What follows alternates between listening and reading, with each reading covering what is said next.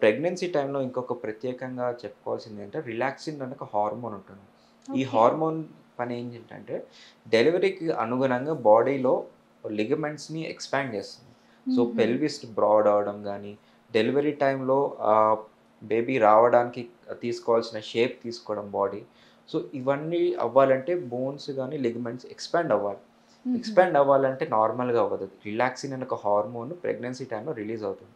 So, హుహు. ఈ hormone release అయినప్పుడు బేబీ డెలివరీకి యూజ్ అవుతుంది. సో, డెలివరీ అయిపోయాక ఈ హార్మోన్ అనేది కొంచెం అబ్నార్మల్‌గా ఉన్నా గానీ, ఆర్ ఈ పెల్విక్ మజిల్స్ కాంట్రాక్ట్ అవ్వడంలో సరిగా మెకానిజం లోపించినా గానీ, ఆర్ స్ట్రెంగ్త్ లేకపోయినా బాడీలో, again vitamin D, calcium, magnesium ఇవి సరైన మోతాదులో మనం తీసుకోకపోయినా గానీ, ఈ ఏదైతే ఎక్స్‌పాండ్ అయిన మజిల్స్ అండ్ లిగమెంట్స్ ఉన్నాయో, అది మళ్ళీ కాంట్రాక్ట్ అవి సరిగా ఉండవు. సో, హ్మ్. దీనివల్ల బ్యాక్ పెయిన్ ఎక్కువగా వస్తుంది. హ్మ్. బ్యాక్ పెయిన్‌లో గూడా తుంటి జాయింట్‌లో పెయిన్ ఎక్కువగా వస్తుంటుంది. హ్మ్. సో, ఇంజెక్షన్ తోటొచ్చే పెయిన్ అయితే సంబంధం లేదు గానీ, తుంటి జాయింట్ గానీ, మజిల్స్‌లో వాపు రావడం, డిస్క్ డీజనరేషన్ గానీ, ఆర్ వెయిట్ ఎక్కువ అవ్వడం వల్ల ఇవన్నీ కారణాలతోటి బ్యాక్ పెయిన్ ఎక్కువొస్తుంది.